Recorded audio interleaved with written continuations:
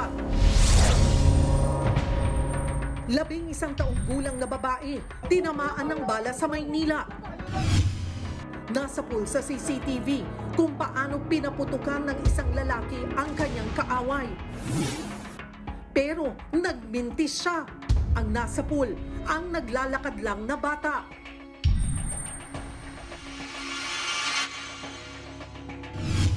Bumulagta sa kalsada ang biktima habang ang suspect kumaripas palayo. Ang buong kwento sa balitang yan, abangan dito sa Frontline Pilipinas. Live mula sa himpilan ng News 5. Simulan na ang balitaan dito sa Frontline Pilipinas. Magandang gabi Pilipinas, ika-28 araw ng Oktubre, taong 2024. Kasamang buong pwersa ng News 5, narito ng mga frontline na balita. Dating Pangulong Rodrigo Duterte, inako ang lahat ng patayan sa gera kontra droga ng kanyang administrasyon. Pero ginawa lang daw niya ang kailangan. Duterte, umaming meron siyang death squad, pero biglang kambyo. Meron akong death squad, pero hindi yung mga pulis.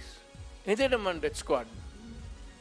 Basta alam ng tao sa Davao na nandyan ako.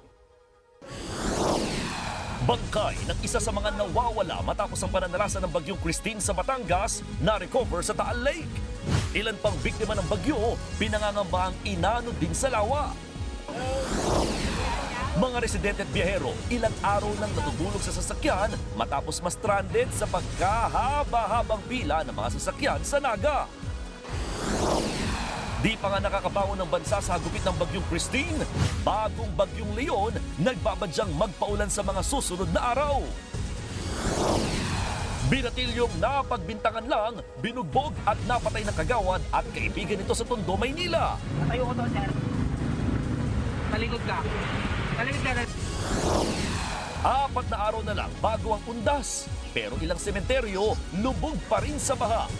Biyahe ng mga bus pa Bicol, kanselado pa rin dahil sa pinsala ng bagyo. At pagtatapos ng Miss Grand International 2024, nauwi sa drama. Miss Grand second runner-up na si Miss Myanmar, isinauli pa ang corona. Bakit kaya?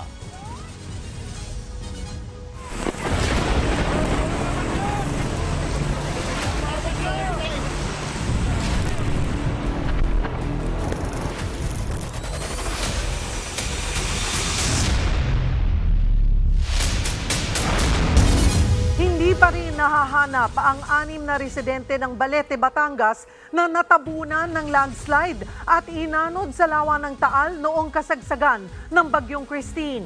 Ang masakit, kaanak pa naman sila ng mga rescuer. Live mula sa Balete, Batangas, nasa frontline ng balitang yan si Rainiel Pawid. Rainiel, may balita na ba sa mga nawawalang mag-anak? Cheryl, tanging ang 84 anyos na padre de pamilya pa lang yung natatagpuan sa ngayon. Nakita nga yung kanyang katawan 50 metro mula lamang sa kanilang bahay. 3 araw nang babad sa lawa ang rescuer na si Edwin. Halos hindi na siya nakakatulog sa kasisisid kasamang iba pang rescuer sa Taal Lake sa bahagi ng Balete, Batangas. Target nilang makita ang 3 niyang kapatid at 3 pamangking natabunan ng landslide at dumiretso sa lawa. Sabi ko nga po kanina, kahit dulo man lang ng daliri, pakita sa akin. Hindi ko sila pababayaan. Magtagal doon sa kanilang lalagyan. Kahapon si Edwin mismo ang nakakuha sa katawan ng 84 anyos niyang amang inanod din sa lawa. Halos hubot-hubad na ito at lumobo na sa pagkakalubog sa tubig. Agad namang nakremate ang bangkay. Ito na ngayon yung ground zero sa pinangyarihan ng landslide dito nga sa Sitio Shatin. At dito sa aking likuran, yung nakikita nyo nga malaking tipak ng lupa. Diyan nakatirik yung bahay ng mga Mendoza. At noon nga nangyari yung landslide, dire-diretso ito dito sa lawa. Kasama rin sa mga naghahanap ang kapatid ni Edwin at rescuer din na si Marcelo. Para sa kanya, talagang mapagbiro ang pagkakataon. Nagre-rescue nga tayo sa ibang tao. Dito pa sa pamilya, hindi natin puspusan ang gawin ng pagre-rescue natin. Talaga lang pinahirapan sa kami sir at gawa ng parang ang kundi natabunan ng ating mga biktima. Bukod sa local rescue team, tumulong na rin ang Philippine Marines, Philippine Coast Guard at PNP sa rescue operations. Bukod sa mga nawawala, problema rin sa Balete ang malaking butas na lumitaw sa Magapi Bridge. Ito ang kumukonekta sa bayan ng Balete papunta sa bayan ng Malvar at Tanawan. Ang ilalim ng tulay nabarahan din ng mga troso. Pag hindi po natin natanggal mga barang troso, maapektuhan po lahat ng mga kabahayan at maaaring pwedeng mapisala ang ating mga kababayan sa gilid na nakatira dito sa creek na ito. Ang mga pulis at marines napatira na ng lubid sa manong-manong paghahatak sa mga troso. Sa ngayon, nasa 300 pamilya pa ang nasa evacuation center sa Barangay Look. Kalahati sa kanila mula sa Sitio Shatin, ang lugar na pinangyarihan ng landslide. Cheryl, pasado 5:00 nga ng hapon ay pansamantalang itinigil itong search, rescue at retrieval operations doon sa bahagi ng Sitio Shatin dahil nga dumidilim na rin yung paligid. At matapos yan ay yung mga local official naman mula dito sa Balete ay pumunta dito sa eastern part nitong lawa para tignan nga yung gilid. Baka inanod na rin dito yung 6 pang namatay. Cheryl. Maraming salamat, Rainiel Pawid. Halos isang linggong isolated bago napasok ngayong araw ang isang barangay sa Iriga City sa Camarines Sur. Eksklusibo yang napasok ng News 5. Bukod sa matinding baha na wasak ang mga tulay, papunta roon. Nasa frontline ng balitang yan si Mon Gualvez. Halos wala nang natira sa Waras Bridge. Ito ang tulay na nagdurugtong sa Iriga City at sa bayan ng Baaw sa Camarines Sur. Nagkabitak-bitak at naputol kasi ang malaking bahagi ng tulay dahil sa hagupit ng bagyong Christine. Kaya ang mga motorista at pedestrian, hindi na yan madaanan. Halos lumampas na dito sa tulay yung umapo na tubig mula sa ilog nung kasagsagan ng bagyong Christine. Ang masaklap, nagiba. Hindi lamang yung mismong tulay, kundi pati ang pundasyon nito dahil sa lakas ng current o ragasan ng tubig. Sa tindi pa ng pagbaha, nasira rin ang ginagawang bypass road sa Iriga City. Halos isang linggo tuloy hindi mapasok ang ilang barangay sa lungsod. Kabilang dyan ang Sitio Montañosa sa Barangay Sagrada na eksklusibong napuntahan ng News 5. Kailangan pang sumakay ng habal-habal para marating ang mahigit 100 pamilya. Si Nanay Visitasyon, problema na nga ang kanyang maintenance para sa asma, iniinda pa ang pagkain ng kanilang pamilya. Nitong mga nakaraang araw, umasa lang sila sa kamuting kahoy at saging. Ayun na lang ang kinakain namin kasi wala kami magagawa. O hindi kami makatawid ng ilog. Malay naman sa iyong tindahan. Kahit sinatsaga namin. Mula kasi ng manalasa ang bagyong Christine, ngayon lang sila nakatira ng relief goods ng LGU. Hinintay pa kasing humupa ang baha sa lugar. Talagang sobra yung pagbaha. Grabe ang accumulation ng rainwater and contributory din yung tubig galing sa Lake Buhi. Ito rin daw ang unang beses na binaha pati sa sentro at labas ng City Hall.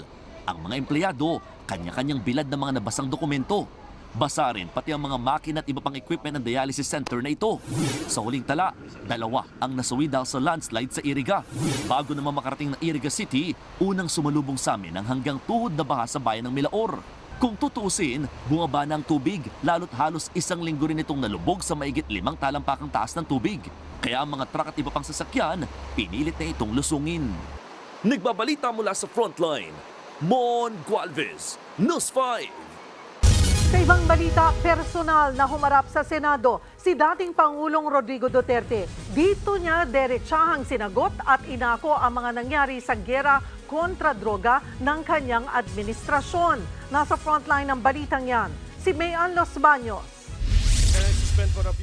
Nakatungkod nang dumating sa Senado si dating Pangulong Rodrigo Duterte. Isa siya sa mga inimbitahan sa pagdinig ng Senate Blue Ribbon Committee sa War on Drugs. Pagharap niya sa mga senador, hiniling ni Duterte na ituring siyang testigo, imbis na dating Pangulo o kaya kaibigan. Agad din niyang inako ang responsibilidad sa lahat ng nangyari noong drug war sa ilalim ng kanyang administrasyon. I alone take full legal responsibility sa lahat na nagawa ng mga pulis pursuant to my order. Ako ang managot at ako ang makulong, wag yung pulis na sumunod sa order ko. Giit ni Duterte, inilunsad niya ang giyera kontra droga para protektahan ang mga Pilipino. Ipinatupad daw niya ang drug war nang hindi nakikipagkompromiso sa kahit sino, kaya wala rin daw siyang balak mag-sorry dahil dito. Do not question my policies because I offer no apologies, no excuses. I did what I had to do. And whether you believe it or not, I did it for my country. Paliwanag ni dating Pangulong Duterte sa mga senador, nangangampanya pa lang siya noong 2016, ipinangako na niya sa publiko na patitigilin niya ang paglaganap ng iligal na droga sa bansa. Bagay na tinupad lamang daw niya nung nanalo siyang Pangulo. Pero kasama daw sa mga ipinag-utos niya ang rehabilitasyon para sa mga adik sa iligal na droga.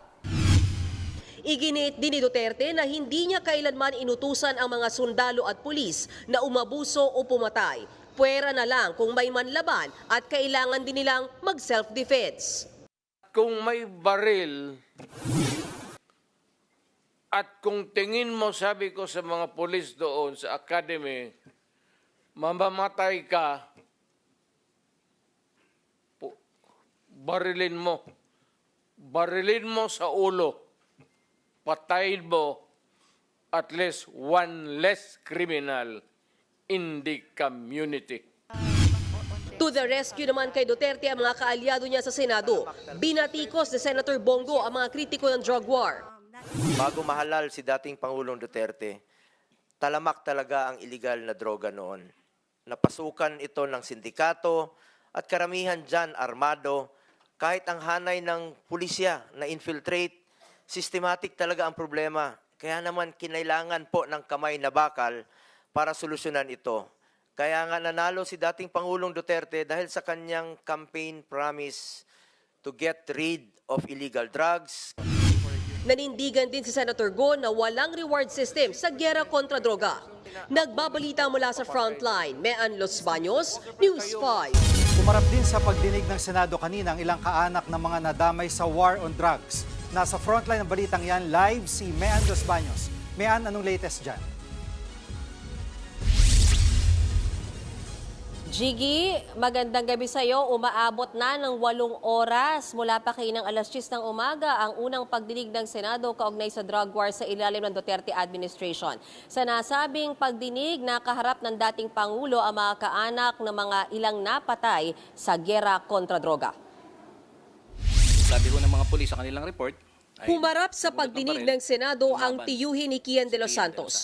Si Kian ang minor de edad na napatay sa drug war matapos palabasing nanlaban sa operasyon ng mga pulis noong 2017. Sa harap ng mga senador, kinastigo ng tiyuhin ni Kian ang statement ng PNP noon na nagsasabing pusher sila kasama ng ama ng binatilyo. Aminado naman si dating PNP Chief Senator Ronald Bato de la Rosa na nadamay lang sa operasyon si Kian. Pero nanindigan ang senador na gumagamit ng droga ang ama ni Kian. Nagsalita rin sa Senado si Father Flaviano Villanueva ng grupong Program Paghilom. Tumutulong sila sa mga kaanak ng mga napatay sa drug war. Iniladlad ni Father Flaviano ang listahan ng mahigit 300 biktima umano ng extrajudicial killings noong panahon ni Duterte. 329 Pinas lang lahat. Lahat po ay may pamilya na wala ng breadwinner. At ngayon ay naghihikahos, ngunit lumalaban. Sa datos ng pari, umabot daw sa higit 3,000 ang napatay sa drug war sa first 100 days pa lang noon ni dating Pangulong Duterte. Dahil sa talamak daw na patayan sa giyera kontra droga, inungkat naman ng human rights lawyer na si Attorney Chel Jokno ang terminong ginamit umano ng PNP noong drug war na negate at neutralize. Tingin ni Jokno, direktiba mismo yan para pumatay ang mga operatiba. Bagay na pinalaga naman ni Senator De La Rosa. Puro killing lang ang gusto niyang palabasin. Kung gusto kong patayin yung mga suspect na yan, bakit pa ako gagamit ng neutralized? Kahit si retired Colonel Jovi Espenido na nauna ng tumistigo laban sa drug war sa Kamara, itinanggi ring may direktang utos sa kanila na patayin ang mga nasasangkot sa illegal na droga. Ngayong hapon, Jiggy, partikular na tinanong ni Senator Hontiveros kay dating Pangulong Duterte kung inaako ba niya ang responsibilidad sa pagkamatay kila Kian de los Santos at ilan pa sa mga tinuturing na inosente na nadamay sa drug war. Sabi ni dating Pangulong Duterte, hindi niya inaako ang responsibilidad sa mga specific cases. Jiggy, bahagya din siyang nainis sa pagtatanong na yan dahil pakiramdam daw ng dating Pangulo ay idinidiin siya ni Senator Hontiveros. Narito yung bahagi ng pagdinig na yan. Sabi nyo na you will take responsibility. So now let me ask you about Carl Anthony Nunez, 20 years old. Walang nahanap na droga o baril sa katawan niya. Sabi nga ng investigador, mistaken identity. Do you take responsibility for his death? Hindi mo nakuha yung policy ng presidente. Nakuha ko po, policy maker din po ako. I was talking about the policy. I take full responsibility. Yung sinabi ko na war on drugs. You said, Pero sir, you can hold me responsible for any specific crime. Yes, sir. You spoke Hindi about pwede yan. You spoke about specific At saka, crimes. Kung sabihin ko, I will take full responsibility, magdating tayo sa korte, hindi naman tatanggapin yan. Trying to pin me down on Mr. Chair, you are pinned down by your own statements of October. You have to pin me Mr. down. Chair. I'm not trying to pin you down on The exchanges are no longer productive. Mr. The hearing Chair. is Do not suspended. pin me down on semantics.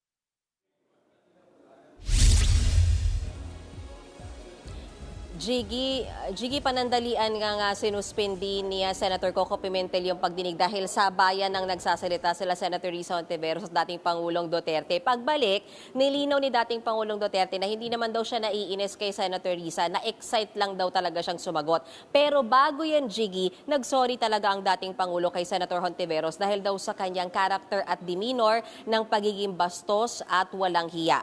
At around 6 p.m., Jiggy, ay sinuspend muli yung pagdinig dahil ini-excuse na si Pangulong Duterte maging nung kanyang mga kaalyado, kinausap na siya nila Senator Bato de la Rosa na umuwi na kasi kanina pa siyang alas 10 ng umaga dito. Pero alam mo, Jiggy, ayaw tumayo sa kanyang pagkakaupo ang dating Pangulo dahil anya marami pa siyang gustong sabihin, marami pang tanong na gusto niyang sagutin. Pero hard stance na rin dyan sila Senator Pimentel, kailangan nang umuwi. So sa ngayon, Jiggy, ongoing pa yung hearing, ang nakasalang itong si alias Smoking, yung sinasabing di umano namigay ng pera as reward sa mga pulis na makakapatay sa mga drug criminals. Siya ay nakasala ngayon, pero si dating Pangulong Duterte ay napauwi na ng mga senador. Jiggy? Maraming salamat, Mean Los Baños. Balik tayo sa pinsalang iniwan ng Bagyong Christine. Pilit mang bumabangon ng mga taga Naga City mula sa pagkakadapa dahil sa bagyo. Pero kakaba-kaba na sila dahil naman sa banta ng bagong Bagyong Leon. Kahit ang paglabas-masok sa lungsod, pahirapan. Live mula sa Naga City, Camarines Sur, nasa frontline ng balitang yan, si Gio Robles. Gio, marami pa rin bang stranded? Cheryl, sa taya ng mga otoridad, aabot sa 30 kilometro ang tukod ng traffic papasok at palabas ng Naga City. Kaya marami pa rin sa mga kapatid natin ang stranded. Nakadagdag pa nga sa inaalala ng ilan ang ulan at baha na posibleng idulot ng bagong Bagyong Leon, gayong hindi pa halos nakakabangon sa hagupit ng Bagyong Christine ang Kabikulan. Po, sobrang nangangamba. Kasi baka imbis na umupa yung baha, dumagdag pa. Sobra pong pangamba. Sobrang sobra. Iisa ang pangamba ng maraming Bicolano sa posibleng epekto ng panibagong bagyo sa Kabikulan. Ang 80 anyos na si Resurrection, mistulang palaboy nang masira ng nagdaang Bagyong Christine ang bahay sa barangay Mabolo sa Naga City. Byuda na at mag-isang tinataguyod ni Resurrection ang 3 anak na may sakit. Paano na raw kung tataas muli ang baha, dulot naman ng bagong Bagyong Leon? Opo, natatakot po talaga ako sa bagyo kasi wala kaming bahay pumuuwian. 5 barangay pa sa Naga ang lubog sa tubig. Ang ibang residente, hindi na naitago ang sama ng loob dahil wala pang natatanggap na tulong. May kabagalan, marami nagugutom na pamilya na nag-iintay sa inyo. Nagbigay na ng 30 million pesos na financial assistance si Pangulong Bongbong Marcos sa lungsod. Kinakailangan yung paggamitan nito ay yung mga items na direktang makikinabang yung mga tao. So dapat maramdaman ng mga tao na doon sa 30 million ay naging party po sila. Sa situation briefing sa Naga City noong weekend, natalakay ang pangmatagalang solusyon sa baha. Katuwang ang Korean government, posibleng simulan sa 2026 ang pagbuhay sa Bicol River Basin Development Program na proyekto noon ng ama ni PBBM na si dating Pangulong Ferdinand Marcos Sr. Ito, climate change talaga ito. This is all new. So we have to come up with also new solutions. Kilo-kilometro na ang pila ng mga sasakyang stranded sa Naga. Ang ilang kargang prutas at gulay ng mga truck nabubulok at nangangamoy na. May ilang gasolinahan naman na nagsara dahil kulang na ng supply ng petrolyo.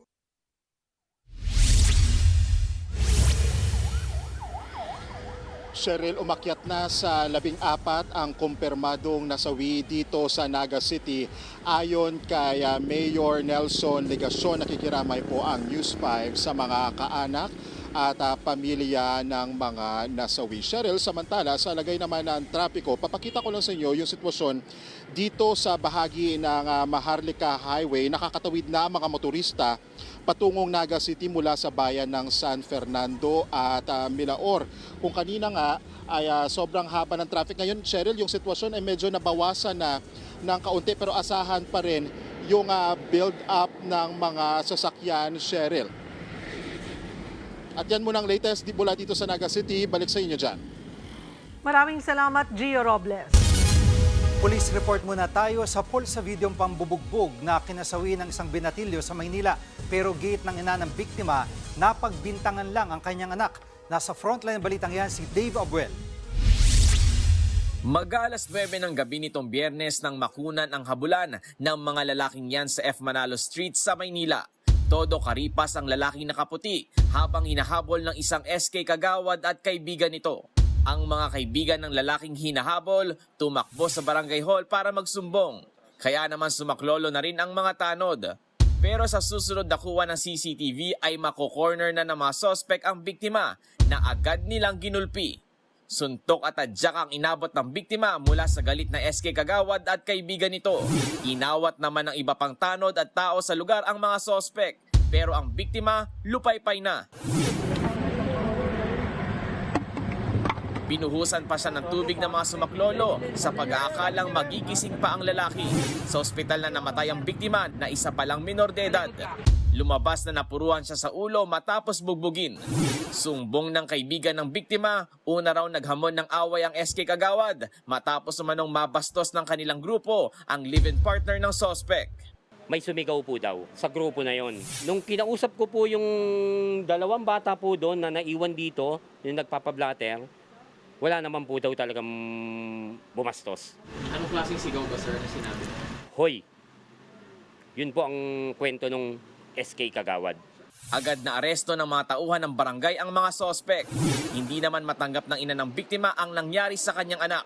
Lalo pat may nagsabi sa kanila na napagkamalan lang ang grupo ng biktima. Sobrang sakit. Gusto kong bumawi. Kung ano nangyari sa anak ko, ganun yung gusto kong mangyari sa mga gumawa sa anak ko. Gusto ko lang po is lumabas yung babae na sinasabing binastos para maklarify kung sino ba talaga yun ang bastos. Nasa kustodiya na ngayon ng Manila Police District ang mga sospek. Sinubukan ng News 5 na kunan ng pahayag ang dalawa pero tumanggi sila. Mahaharap ang dalawa sa reklamang murder. Nagbabalita mula sa Frontline, Dave Abuel, News 5. Sa pamamaril nauwi ang hamunan ng dalawang lalaki sa Tondo, Maynila. Pero ang napuruhan sa kanilang away, isang batang napadaan lang sa lugar. Nagbabalik si Dave Abuel. Biyernes ng tanghali nang makunan ng habulan ng dalawang lalaking yan sa Sandico Street sa Tondo, Maynila. Pareho silang bumunot ng baril. Ang sospek na si alias Anton, pinaputukan ang kalaban na si alias Tabong. Pero di niya tinamaan ang kalaban. Sa halip, isang batang naglalakad ang bumulagta. Sapul ng bala sa leeg ang 11 taong gulang na babae.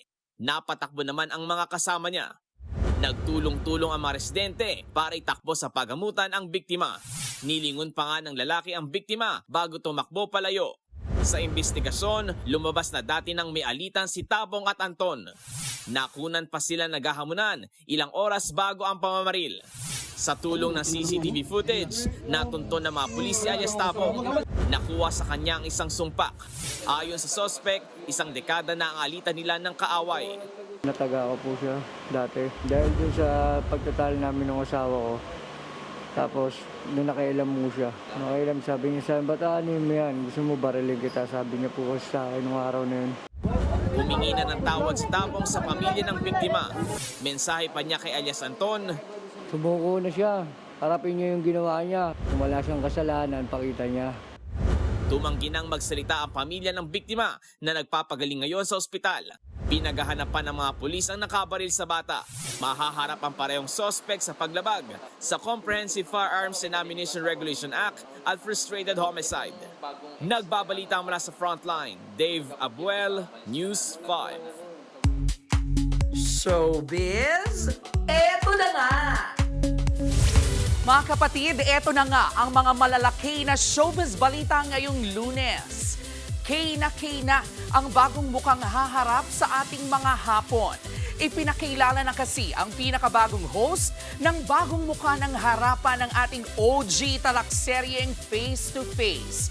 Kilalanin po natin siya sa Frontline Report ni Laila Pangilinan.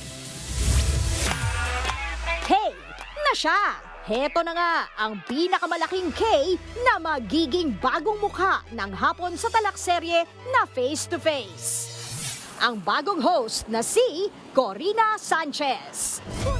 Magkakaharapan na. Ikaw, may mukha ka bang ihaharap? Oh yes, Madam K! Makakasama naman niya sa bagong mukha ng harapan si Donita Knows. Pati na si Singling Season 1 Grand Winner Marimar Tua. Pati na ang mga OG nating tagapayo na sina Doc Camille Garcia, Dr. Love, Brother June Banaag, at Attorney Lorna Kapunan. Magkakaharapan na sa pinakamalaki na makeover ng taon simula sa November 11, Mondays to Fridays sa TV5. Nagbabalita mula sa Frontline, Laila Pangilinan, News 5. Susunod, ilan pang nawawala at posibleng natabunan ng lupa patuloy na pinaghahanap sa Agoncillo, Batangas. News 5 exclusive.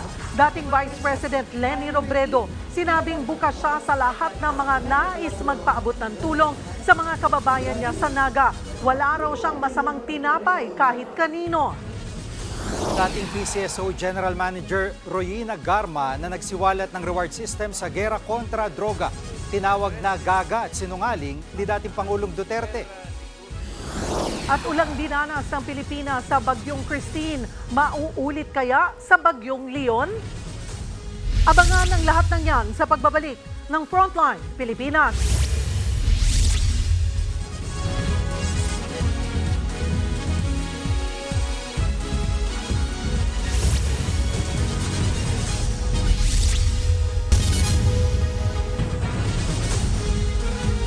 Mga kapatid, Julius Babaw po. Nasa Middle East o saan mang dako ka ng mundo, manatiling may alam at may pakialam sa mga mainit na balita dito sa ating bansa. Simulan po natin ang bawat araw sa tuloy-tuloy na balitaan sa Frontline. Mag-follow at mag-subscribe sa social media pages ng News 5.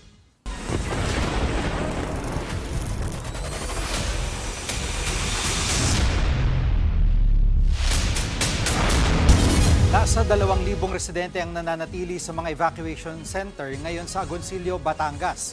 Halos lahat sila wala ng bahay na mababalikan matapos siyang matabunan ng putik at lahar dahil pa rin sa Bagyong Christine. Live mula sa Agoncillo, nasa frontline ng balitang yan, si Gary De Leon. Gary, kumusta na ang sitwasyon dyan sa Agoncillo?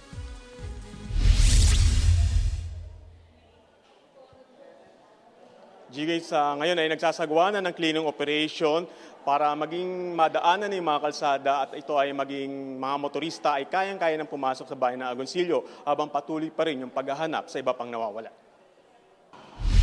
Mga bahay na nakalubog sa putik at mga troso at basurang nagkalat sa kalsada.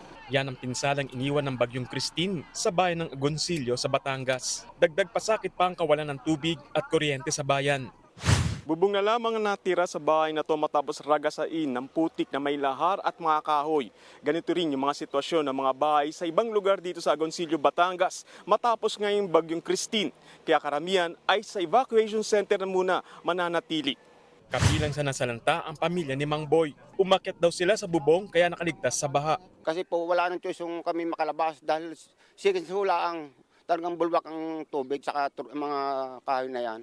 Nasa 2,000 residente naman ang nananatili sa mga evacuation center. Marami sa kanila, wala nang babalik ang bahay.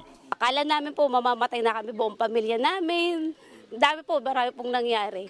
Na di po namin lubos sa kalain na ito pa rin, nakatayo pa rin kami dito. Bukod sa baha, kabilang landslide din ang dinala ng bagyong Christine sa Agoncillo. 10 ang nasawi at 4 pa ang hinahanap. Doble kayod ang DPWH at LGU sa paglilinis ng mga putik at lahar sa mga kalsada. Pero nananatiling sarado sa mga motorista ang 2 pangunahing kalsada sa bayan. Habang 2 barangay ang isolated at di pa rin napapasok ng mga otoridad. Yan ang Barangay Banyaga at Barangay Bilimbingwang.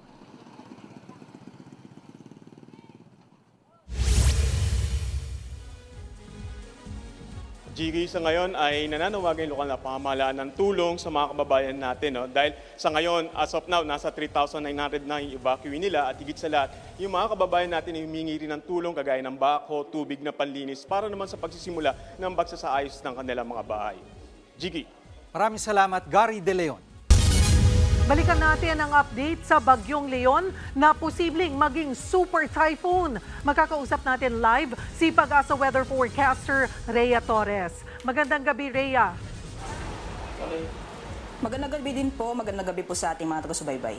Rhea, ano ang update dito sa Bagyong Leon? Posible nga bang maglandfall o tumama sa lupa?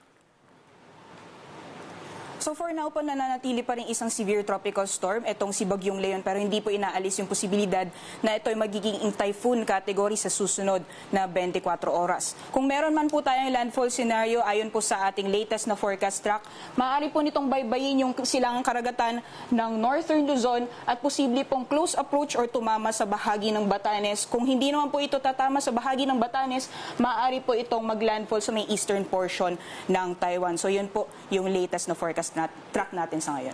Rhea, may tsansa bang tapatan o higitan nito yung hangin at ulan na dinala ng Bagyong Christine? So in terms po ng intensity, mas malakas po itong si Bagyong Leon dahil posible po itong umabot ng typhoon category. Hindi din po inaalis yung posibilidad na umabot ito ng super typhoon category bago po tumama or possible na lumapit dito po sa may bahagi ng Batanes. So in terms po ng malalakas na hangin, mas malakas po itong si Bagyong Leon. Si Christine po ay umabot lamang sa severe tropical storm category. Pero pagdating naman po sa mga pag-ulan, mostly inaasahan po natin yung rain bands nitong si Bagyong Leon ay mostly makakatama po dito sa may extreme northern Luzon area, samantala yung trough or extension po ito posibleng makaapekto sa ilang bahagi po ng ating bansa. So mas marami pa rin po yung mga pag-ulan na dala nitong si Bagyong Christine kung ikukumpara po sa Bagyong Leon. Ngunit hindi pa rin po inaalis yung posibilidad ng mga torrential na mga pag-ulan, lalong-lalo na sa may bahagi ng Cagayan kasama ang Babuyan Island sa mga susunod na araw, possible po simula bukas. Rhea, bukod sa mga lugar na nasa storm warning signals na, may mga lugar pa bang dapat maghanda dito nga sa Bagyong Leon? Yes po, tama po. Besides po yung areas, nakataas po yung tropical cyclone wind signal number 1. Maaari nga po tayo magtaas ng signal sa mga susunod na araw habang papapalapit itong si Bagyong Leon.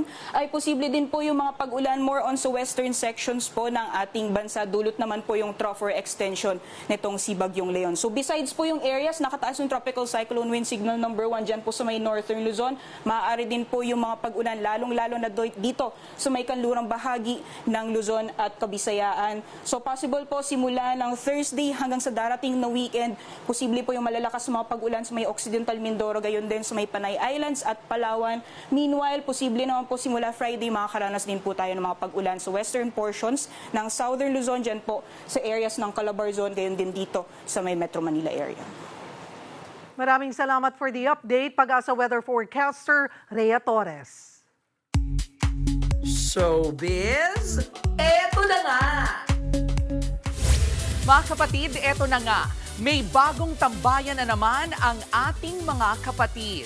Ngayon pong araw, formal nang ipinakilala ng Nation Broadcasting Corporation o NBC ang True Network. Yan po ang pinakabagong pay TV channel ng NBC na e-ere sa Channel 19 para sa mga Signal TV subscriber simula sa November 4. Ang mga programa naman ng True FM lilipat lang ng frequency sa 105.9 sa Mega Manila, 106.7 sa Davao, 101.9 sa Cebu, 101.5 sa CDO, 99.9 sa Ormoc, at 104.7 naman sa Tacloban. Ang dating frequency ng True FM na 92.3 mapupunta na sa Philippine Collective Media Corporation o PCMC. Sa ngayon, may block time at content licensing agreement ang NBC at PCMC. Ayon po kay NBC General Manager Raul de la Cruz, nais nilang bumuo ng mas malawak na media presence sa iba't ibang platform. Sentro pa rin nila ang totoo at mapagkakatiwalaang storytelling. Ito pa nga, another milestone para po sa ating nation's girl group na BINI. Cover po sila ng Vogue Philippines para sa susunod na buwan. Sa cover ng fashion magazine, looking very sophisticated in uniform bobcats, ang BINI. Sa mismong artikulo tungkol sa ating 8 hanggang dulo, ibinahagi ng BINI kung papaanong nagkatotoo ang kanilang mga pangarap. Bago po ito, ngayong buwan lang din nang mapasama sa listahan ng 12 rising group ng The Grammys ang BINI. Lahat po ng ito nangyari bago ang kanilang inaabangang sold-out concert sa Big Dome na Grand BINIverse next month. Susunod, dating Pangulong Rodrigo Duterte nagpaurong-sulong tungkol sa Davao Death Squad. At dating Vice President Leni Robredo sinabing wala raw masamang tinapay kahit kanino at bukas siya sa mga gustong tumulong sa kanyang kababayan. Yan at iba pa sa pagbabalik ng Frontline Pilipinas.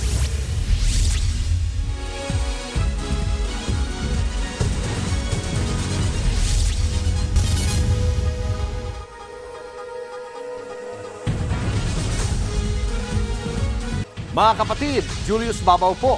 Nasa Middle East o sa amang dako ka ng mundo, manatiling may alam at may pakialam sa mga mainit na balita dito sa ating bansa. Simulan po natin ang bawat araw sa tuloy-tuloy na balitaan sa Frontline.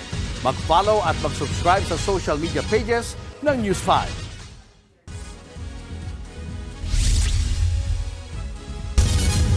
Kahit wala sa pwesto si dating Vice President Leni Robredo ang puntahan ng mga gustong tumulong sa mga binaha, ano pa man ang kanilang kulay sa politika.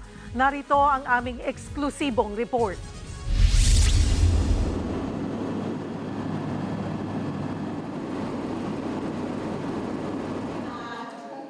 Hi, Shali po. Kamusta? Baka naman 3 questions lang.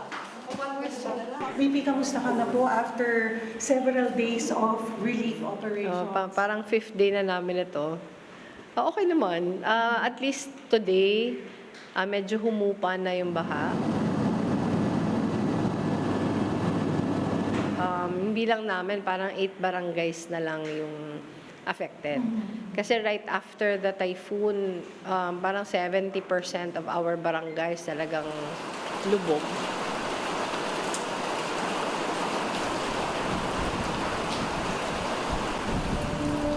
Sa gitna ng pananalasa ng Bagyong Christine sa Naga City, nag-viral ang larawan ng dating bise na sumuong sa gabaywang na baha. Pinaka-importante kasi na nakikita ka. Pag nakikita nila na yung leader nila nandyan, alam nila na government is working kahit nga private citizen ako. 7 million within 24 hours. You're on the 3rd, 4th day and more than 20 million pesos. Do you expect na ganun po yung tutulong? Ngayon na Naga lang, parang mas inaasahan ko mas konti. Yung magre-respond kasi hindi naman nila kilala yung lugar namin. Nauna-una ang truck na na-deploy natin ay nakarating na po sa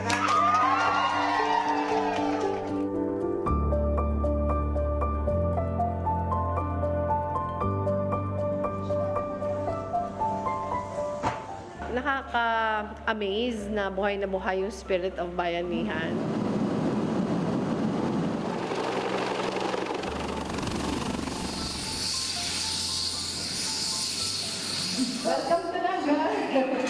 Ma'am, dito ang nanay ko. Buendia.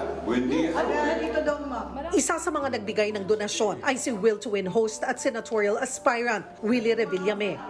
Papasalamat po tayo kay Willie Revillame. 2 taon nang wala sa pwesto si Attorney Lenny Robredo. Subalit ang buhos ng donasyon ay pagpapakita na malaki pa rin ang tiwala sa kanya ng karamihan.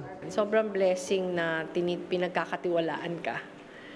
Tingin ko lahat naman tayo, whether nasa gobyerno tayo o hindi, pag pinagkakatiwalaan tayo, parang grace yun eh. Kaya sa akin, ayoko namang sayangin yun. Kaya sa amin, sobrang nag-exert kami ng effort. Halimbawa, yung mga nagbibigay ng pondo na kakailanganin namin for our operations. Talagang gusto namin yun i-account to the smallest centavo. Kasi pagpapahalaga yun sa binigay. Hindi na rin daw dapat lagyan pa ng kulay ang mga politiko, maging mga kandidato na lumalapit sa kanya at nagbibigay ng tulong. Sa akin naman, walang masamang tinapay eh. Sa akin, every time may pupunta na gusto magbisita, laging welcome sa bahay namin. Kahit yung pakiramdam kasi ng ibang mga tao, ibang mga supporters na tinira ka niyan dati, dapat hindi mo binibigyan ng panahon. Pero sa akin kasi iba yung paniniwala ko eh. The mere fact na nag-extend ng, di ba, sila yung gustong bumisita, okay na yun sa akin. Or yung pong mga nagsasabi na nagagamit po kayo sa politika? Usually, pag nagko-courtesy visit ka, wala ka namang masamang intensyon na manggamit eh. Talagang lagi naman yung intensyon magbigay galang dahil pumunta ka sa lugar nila. So ako hindi ko binibigyan ng ganong kahulugan. Ano po ang gusto niyong mensaheng maipaabot sa mga Pilipino sa ganitong mga klaseng sitwasyon? Sana sa ginagawa natin, lalo ngayong private citizen ako, na ma-inspire yung tao na pag nasa posisyon ka makatulong.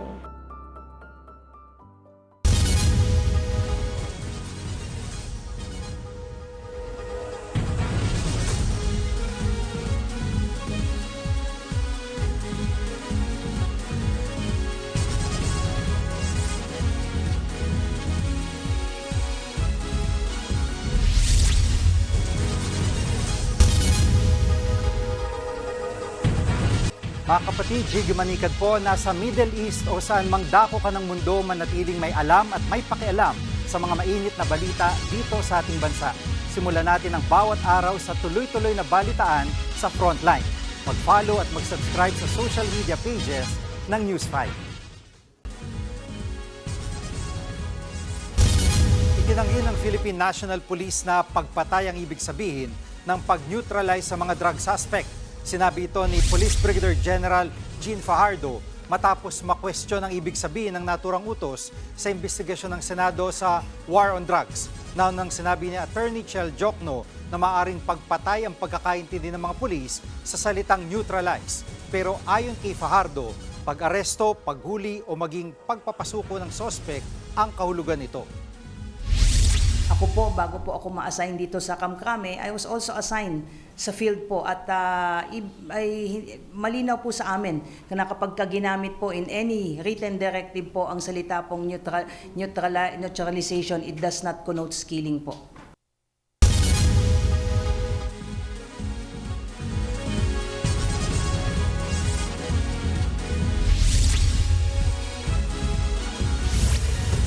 Mga kapatid, Jiggy Manikad po, nasa Middle East o saan mang dako ka ng mundo, manatiling may alam at may pakialam sa mga mainit na balita dito sa ating bansa. Simulan natin ang bawat araw sa tuloy-tuloy na balitaan sa Frontline. Mag-follow at mag-subscribe sa social media pages ng News 5.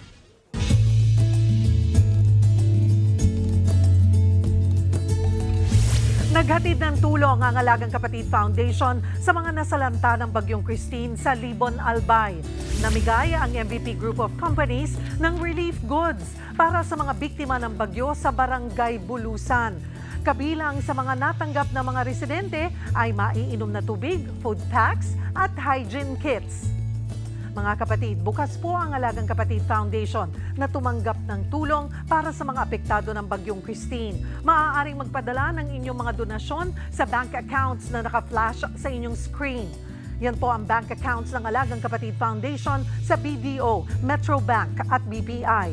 Pwede rin po kayo magpadala ng tulong sa pag-scan ng aming Maya QR code na makikita nyo rin sa inyong screens.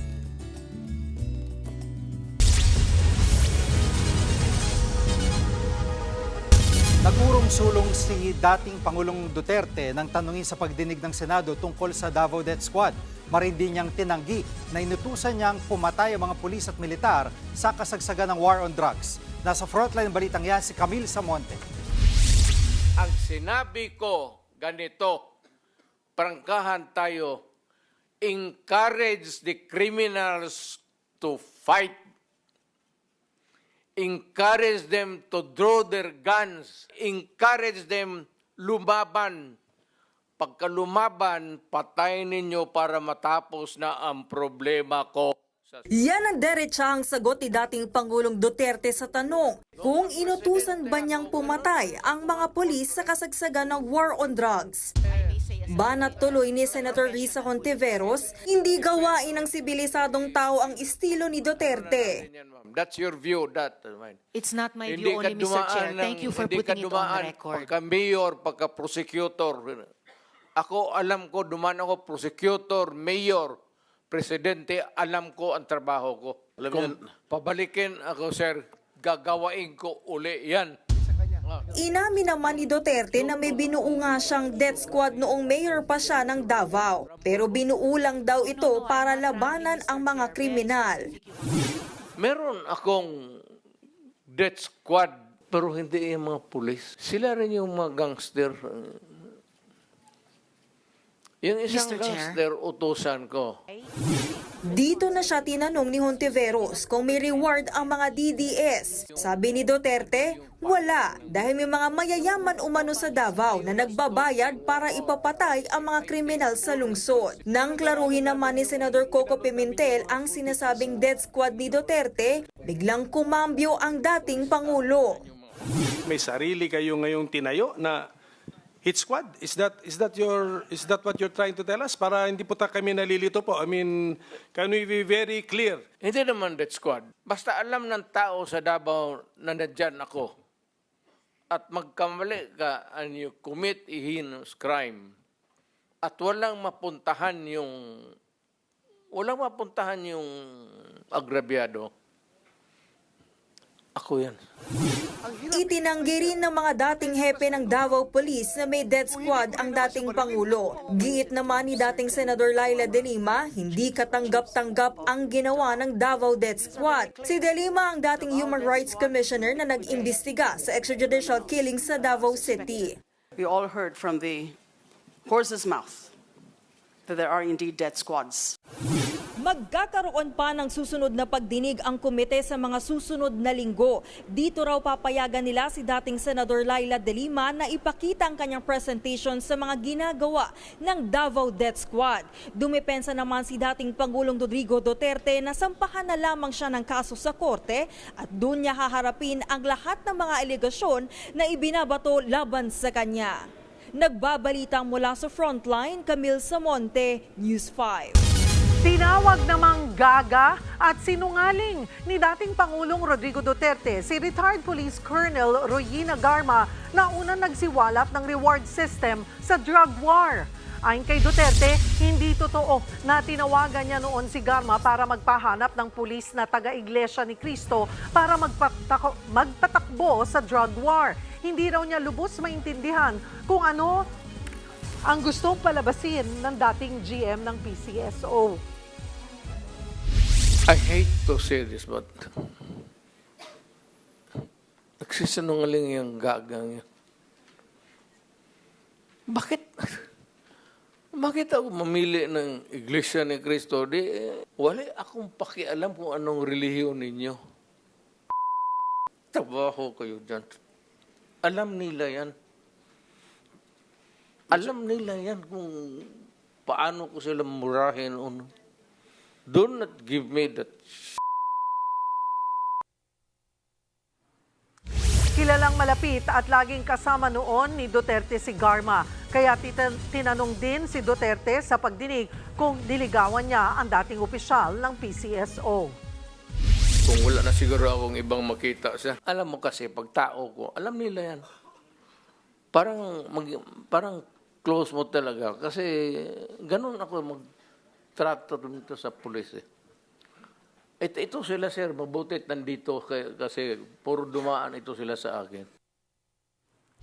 Hindi naman nasagot ni Garma ang mga patutsada ng dating Pangulo dahil hindi siya nakadalo sa hearing dahil sa medical leave.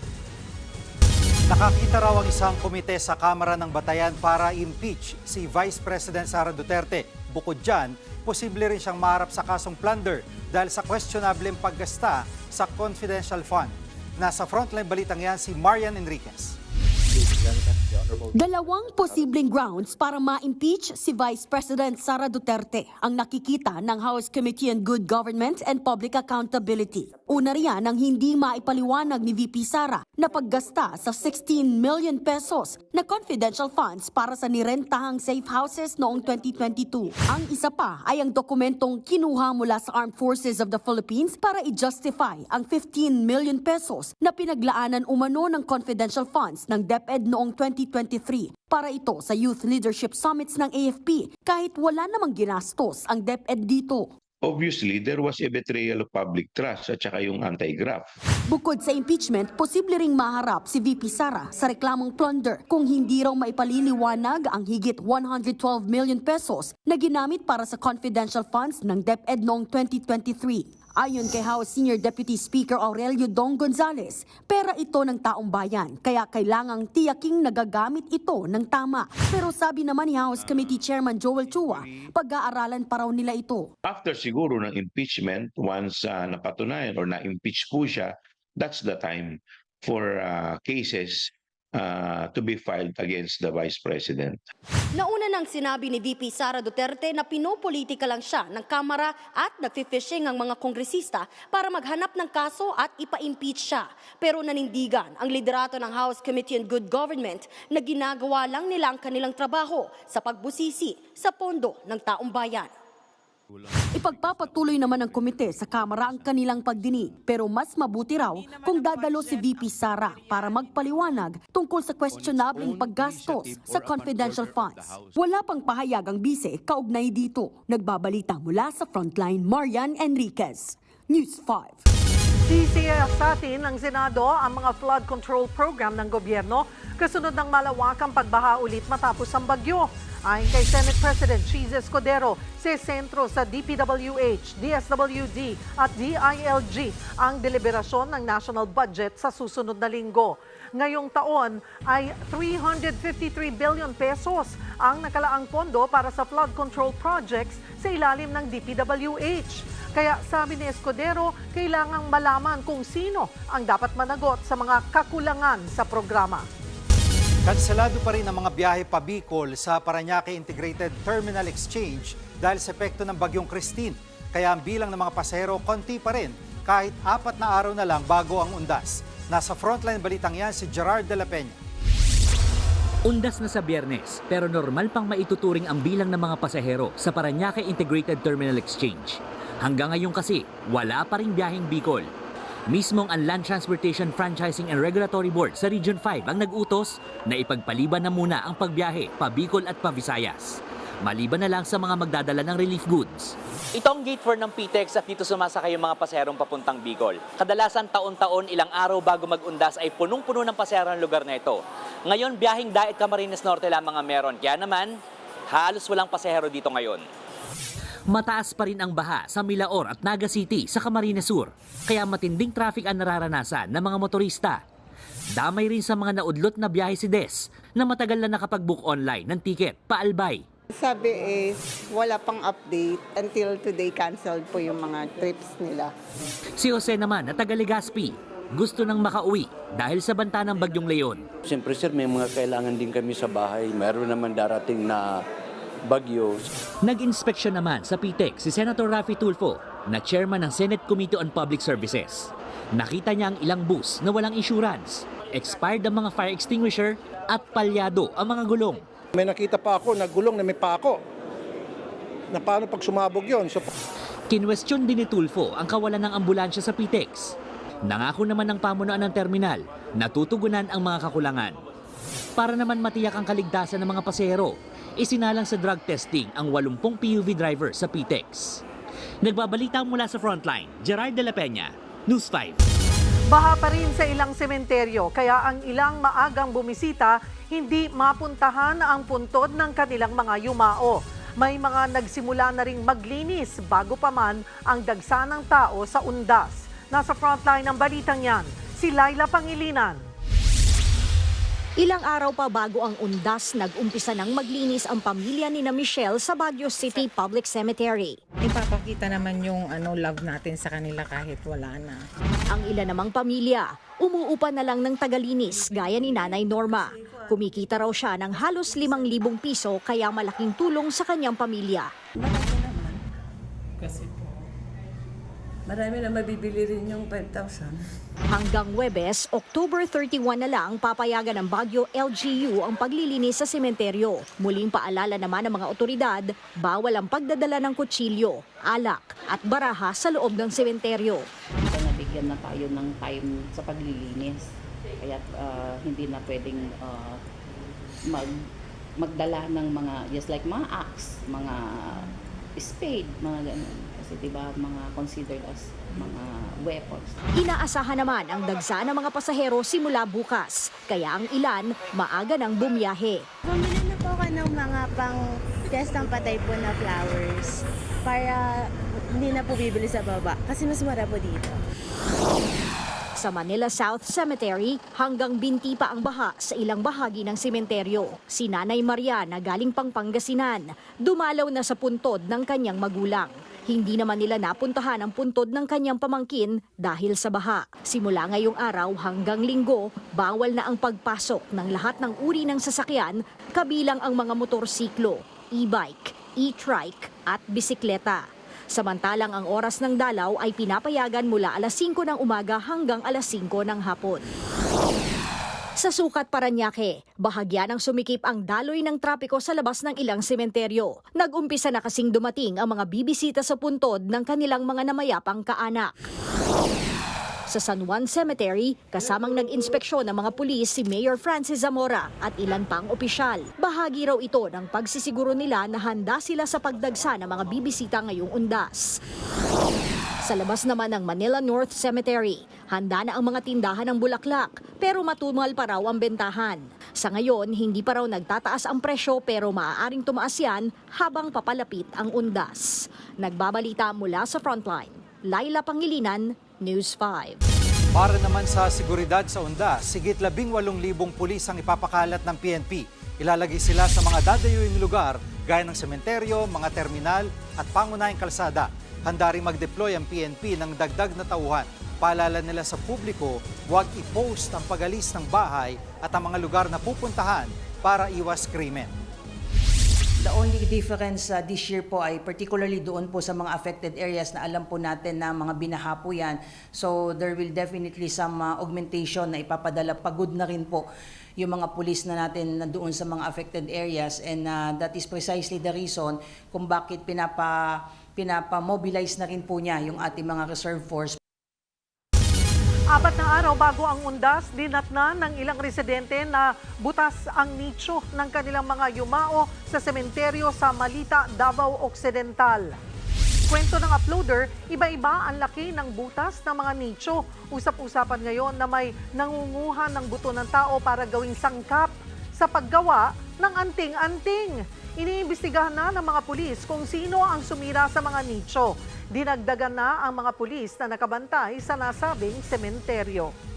Pansamantalang mawawalan ng tubig ang ilang bahagi ng Metro Manila at Cavite sa November 1. Sa anunsyo ng Maynilad, magkakaroon ng maintenance activities sa Putatan at Poblacion Water Treatment Plant. Magtatagal yan mula alas 12 ng madaling araw sa November 1 hanggang alas 12 ng tanghali sa November 2. Sa mga oras na yan, mawawalan ng tubig ang ilang barangay sa mga lungsod ng Bacoor at Imus sa Cavite. Gayun din ang ilang lugar sa Metro Manila, partikular sa Parañaque at Pasay. Apektado rin ang ilang barangay sa Las Piñas at Muntinlupa.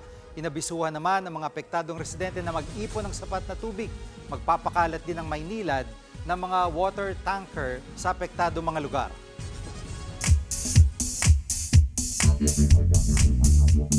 Mga kapatid, ngayong mag-uundas na, mabenta na naman ang mga kandila. Sa kasaysayan, as early as 3000 BC, sinasabing may mga gumagamit na ng kandilang may mitya o wicked candle sa ancient Egypt. Pero ayon po sa ilang mga artikulo, pinaniniwalaang ang ancient Romans ang talagang nag-develop ng mga kandilang may mitya. Isinasawsaw nila yung mga nirolyong papyrus sa tinunaw na taba ng hayop o tallow o di kaya'y wax ng mga bubuyog tsaka naman po ito sinisindihan.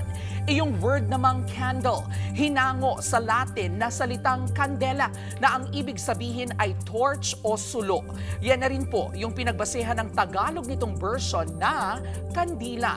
Ang tanong ngayon, bakit nga ba nakaugalian ang pagtutulos ng kandila tuwing undas? Marami pong paliwanag ang sinasabing pinagmula ng tradisyong ito, lalo na sa paniniwalang Katoliko. Isa na po riyan iyong kwento ng pagdarasal ng mga Katoliko sa mga libingan sa ilalim ng lupa o catacombs noong 1st century. Iyan din iyong tinuturing na persecution era o panahon kung saan pinarurusahan iyong mga nalalantad na mga Kristiyano. Dahil madilim sa catacombs, nagdadala sila ng mga kandila at ito ang itinutulos sa tabi ng mga namatay nila mga kapatid sa pananampalataya tsaka naman po sila nagdarasal. Pero kahit sa ibang paniniwala, nakakaugalian na rin ang pagsisindi ng kandila para sa mga yumao. Simbolo rin kasi ito ng liwanag at paggalang. Paalala rin po ito na tulad ng K-alaman, ang ating pag-alala sa mga namayapa ay K-yamanan. Okay.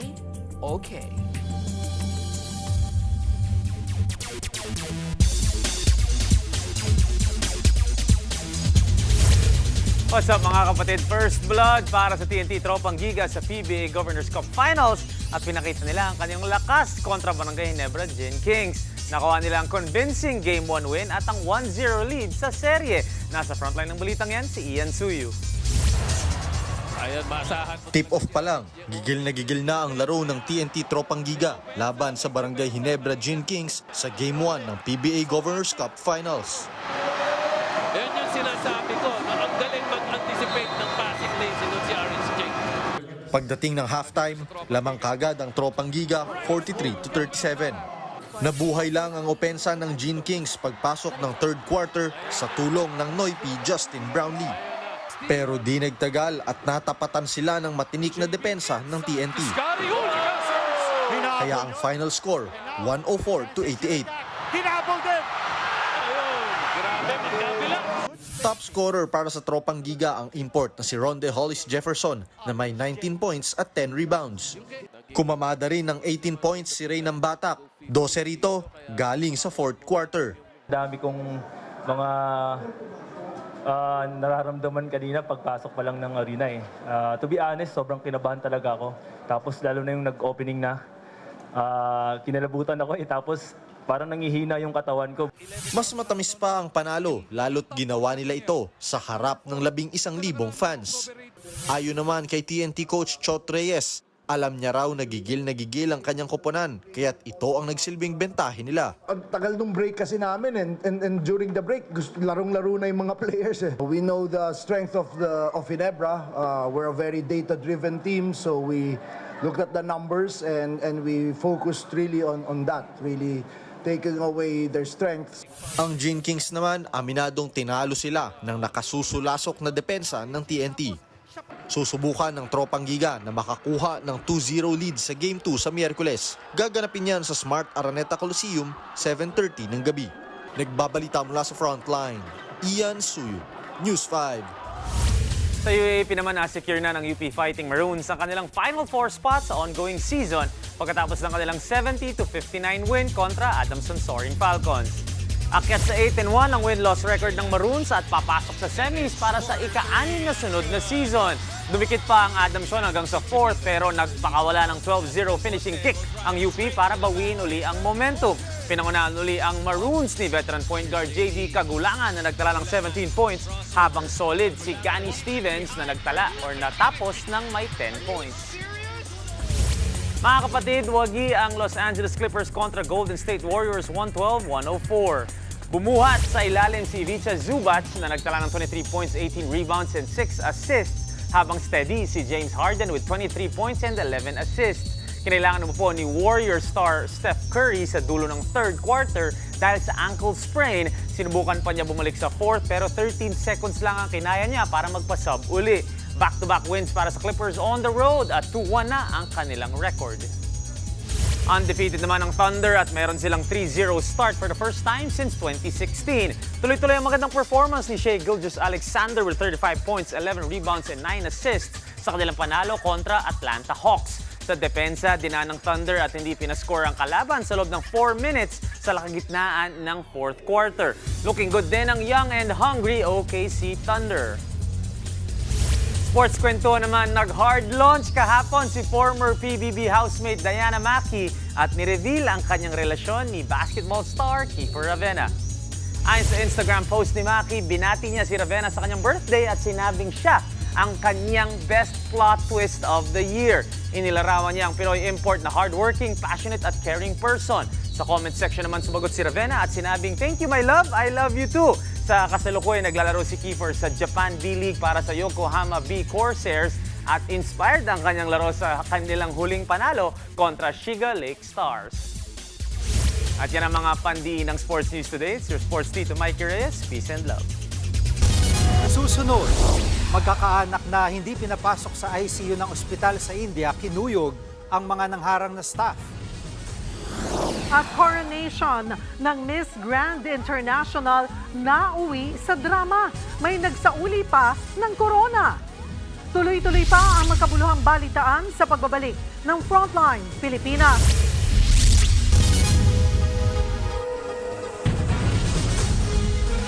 Mga kapatid, Cheryl Cosim po. Nasa Estados Unidos, Canada o saan mang dako ka ng mundo, manatiling may alam at may pakialam sa mga mainit na balita dito sa ating bansa. Simulan natin ang bawat araw sa tuloy-tuloy na balitaan sa Frontline. Mag-follow at mag-subscribe sa social media pages ng News 5.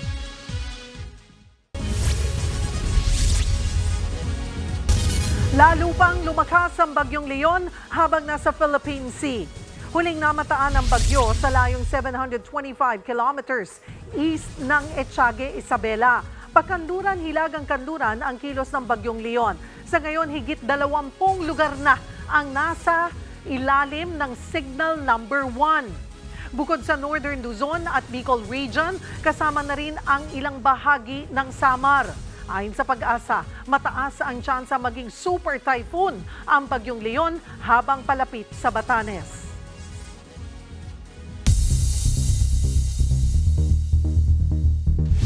Tinuyog ng mga kaanak ng isang pasyente ang 3 staff ng isang ospital sa India. Hindi raw kasi sila pinayagang pumasok sa ICU kung saan naka-admit ang kanilang kaanak. Narito ang Frontline News Abroad. Masdan ng 3 medical staff na nagpapahinga sa isang bakating higaan sa ospital ng Uttar Pradesh, India. Maya-maya, sabay-sabay nagdatingan ng 6 na lalaki at lumapit sa kanila.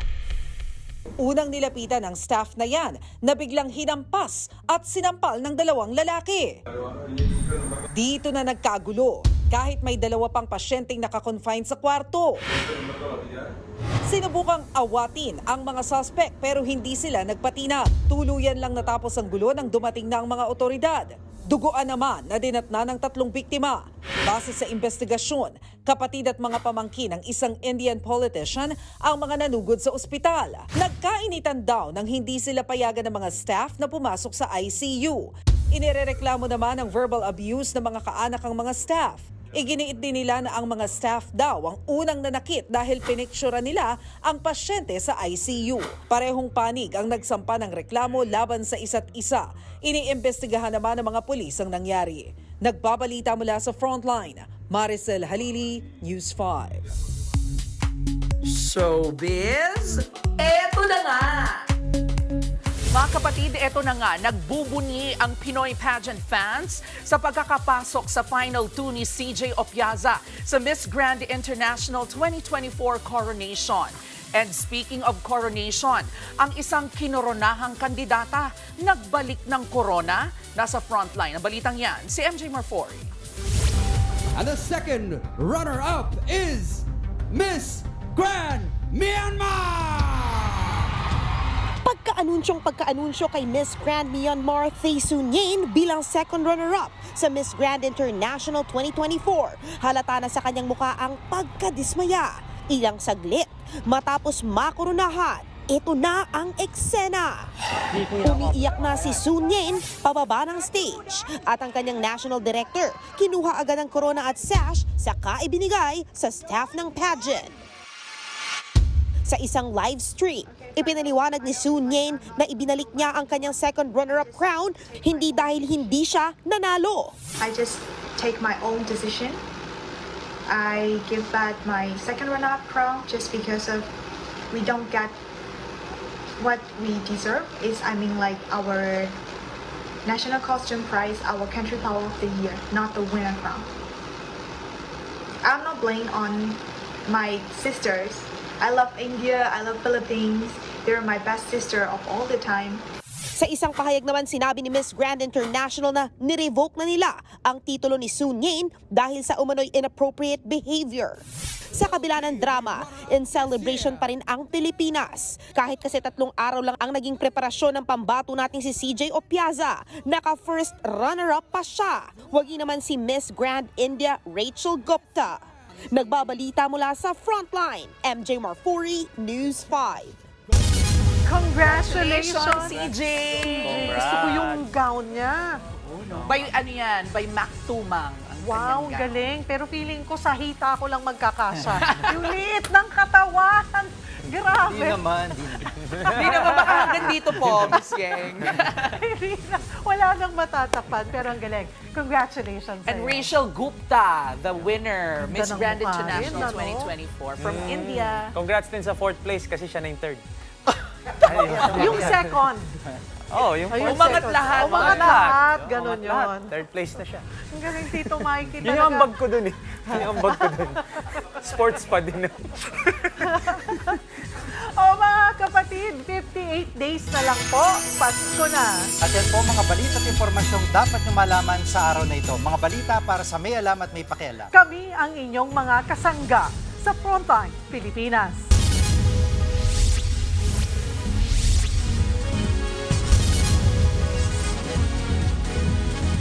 Mga kapatid, Cheryl Cosing po. Nasa Estados Unidos, Canada o saan man dako ka ng mundo, manatiling may alam at may pakialam sa mga maiinit na balita dito sa ating bansa. Simulan natin ang bawat araw sa tuloy-tuloy na balitaan sa Frontline. Mag-follow at mag-subscribe sa social media pages ng News 5.